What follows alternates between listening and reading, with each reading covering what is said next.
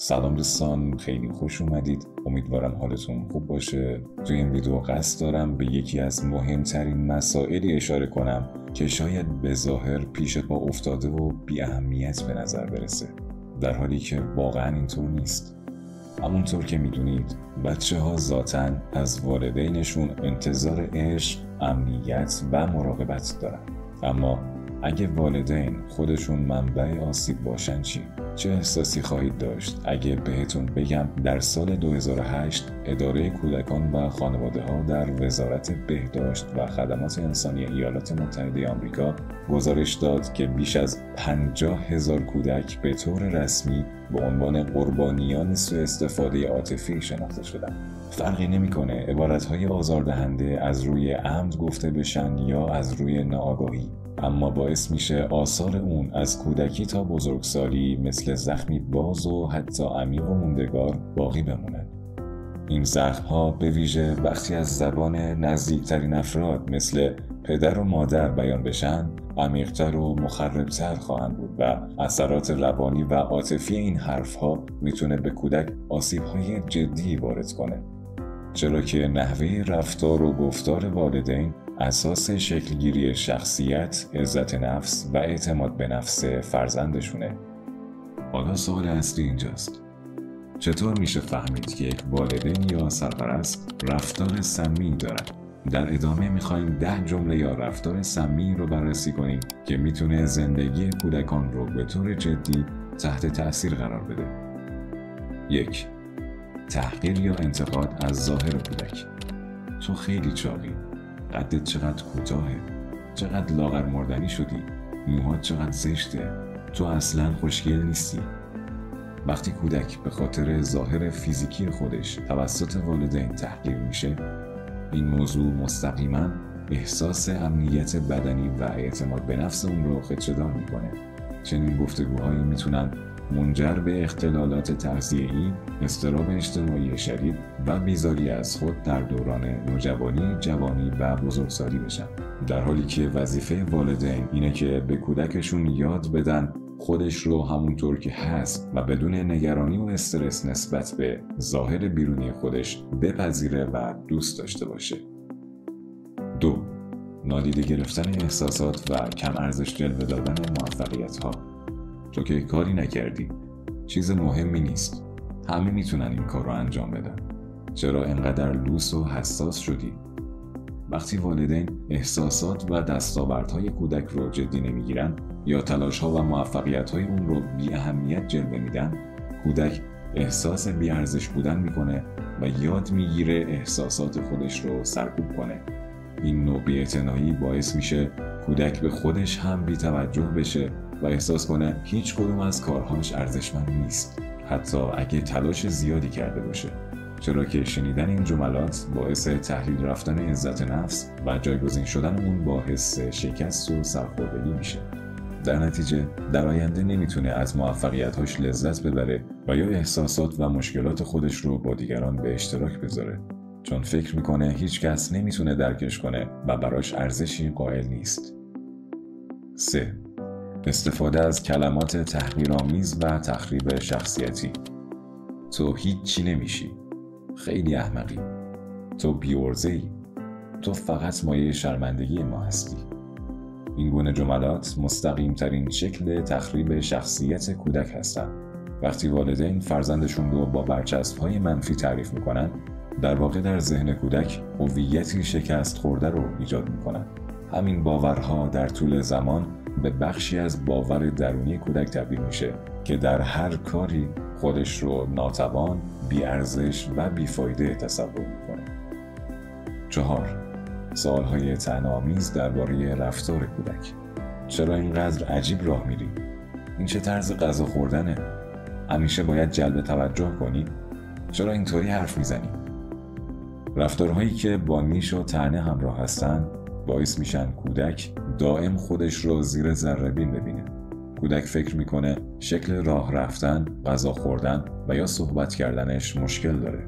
این احساس میتونه منجر به اضطراب اجتماعی، گوشه‌گیری یا تلاش بی‌نتیجه برای عادی بودن در بزرگسالی بشه و اونها را گرفتار این حس بکنه که دیگران به رفتار، نقص‌های خیالی و یا هر چیزی که والدین براشون ساختن ایراد میگیرن و اسباب تمسخرشون میشن. 5. مقایسه‌های ناسالم. ببین فلانی چقدر خوبه، چرا مثل اون نمیشی؟ خواهر یا برادرت خیلی بهتر از توه، همه از تو جلو زدن. مقایسه کودک با دیگران، به ویژه با خواهر و برادر، باعث نابودی اعتماد به نفس و افزایش حس رقابت ناسالم میشه. این مقایسه ها ریشه شکلگیری حسادت، نفرت و دلخوری‌های طولانی بین خواهر و برادر هاست. هر کودکی باید فرصت این رو داشته باشه که هویت مستقل خودش رو بدون فشار مقایسه با دیگران بسازه. 6. بیان جملات ناامید کننده نسبت به وجود کودک. کاش هیچ وقت تو رو به دنیا نمی آوردم. کاش یه بچه دیگه داشتم به جای تو. کاش اصلاً زاده نمی شدی. کاش سقطت کرده بودم. خیلی پشیمونم که به دنیا آوردمت. یکی از مخربترین چیزهایی که والدین سمی ممکنه بگن اینه که وجود کودک رو اشتباه یا ناخواسته بدونن. این حرفها باعث میشه کودک احساس کنه از ابتدا قرار نبوده به این دنیا بیاد و شایستگی زنده بودن رو نداره. چنین اظهاراتی به شدت برای کودک و در کل برای هر انسانی آسیبزاست. این جملات تمام حس هویت فرد رو نابود میکنه و حتی میتونه منجر به خودآزاری یا افسردگی زودهنگام بشه. والدین باید کاری کنن که کودکشون احساس ارزشمندی و عشق بکنه و نه حس ناامیدی از زندگی. 7. محبت و حمایت شرطی. اگه معدلت خوب بشه کمکت میکنم به فلان آرزوت برسی. باید همونی بشی که من میخوام، وگرنه دوستت ندارم. اگه این کار رو انجام بدی اون وقت پسر یا دختر خوبی هستی. وقتی والدین محبت و عشق خودشون رو مشروط به رفتار و یا موفقیت‌های کودک میدونن، به کودک احساس شرطی بودن دست میده. اون باور میکنه که اگه نتونه انتظارات والدینش رو برآورده کنه، شایسته دریافت عشق و حمایت اونها نیست. این رفتار نه تنها باعث ایجاد اضطراب و فشار روانی شدید در کودک میشه، بلکه میتونه در آینده اون رو به سمت تلاش‌های غیر واقعی برای کسب تایید دیگران سوق بده. این افراد ممکنه در بزرگسالی دیگه نتونن روابط سالمی برقرار کنن، چرا که محبت رو همیشه وابسته به شرط‌هایی میدونن که به سختی قابل دستیابیه. 8. الغای حس سربار یا اضافی بودن کودک. هزینه‌هات کمر منو شکسته. اصلا دیگه توانی برام نمونده تا ازت نگهداری کنم. بودنت فقط برام دردسره. وقتی به کودک گفته میشه که بار اضافی بر دوش خانواده است، اون یاد میگیره مشکلات، احساسات و نیازهاش رو سرکوب و پنهان کنه تا مبادا باعث ناراحتی و خشم والدینش بشه. این وضعیت میتونه زمینه ساز مشکلات روانی مثل اضطراب شدید، خجالت دائمی و یا بیزاری از خود بشه. بر اساس گزارش نیمرز، کمبود محبت و توجه یکی از عوامل مهمیه که برخی کودکان رو در آینده به دزدی یا رفتارهای خشونت آمیز سوق میده و خب این یه فاجعه است. 9. تهدید به رها کردن یا ترک کردن. میرم و دیگه نمیتونی پیدام کنی. از دست تو میخوام خودم رو بکشم. یه روزی چشماتو باز میکنی و میبینی من دیگه نیستم. این جملات تهدیدآمیز حس امنیت حیاتی کودک رو نابود میکنن. کودک یاد میگیره که عشق و حضور والدین ثابت نیست و آدمهای مهم زندگیش ممکنه هر لحظه او رو ترک کنن. اثر این تهدیدها در بزرگسالی خودش رو به شکل ترس شدید از ترک شدن، وابستگی‌های ناسالم و یا عدم اعتماد به روابط عاطفی نشون میده. 10. وعده‌های توخالی و قول‌های دروغ.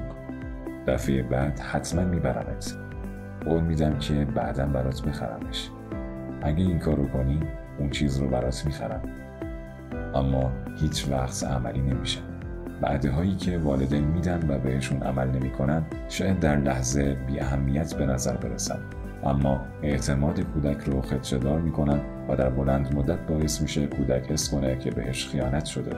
کودکی که یاد میگیره قولها قابل اتکا نیستن، در آینده در روابط مختلف اجتماعی یا کاری دچار بی‌اعتمادی و تردید دائمی خواهد شد. سخن پایانی: اگرچه کلمات به لحاظ فیزیکی آزاردهنده نیستن، اما میتونن آسیب‌های عمیقی بر روان و سلامت عاطفی افراد وارد کنن. دوران کودکی بخش بسیار حیاتی از زندگی هر انسانیه و زیربنای شخصیت، رفتار و باورهای هر فردی رو شکل میده. پایه‌ای که اگه ترک برداره، بازسازی اون سالها زمان و انرژی میخواد و حتی ممکنه هرگز کاملا ترمیم نشه. آیا شما تا به حال تجربه مشابه به این رفتارها رو داشتید؟ چه احساسی نسبت بهش دارید؟ آیا کسی را میشناسید که ممکنه با دیدن این ویدیو به درک و آرامش بیشتری برسه؟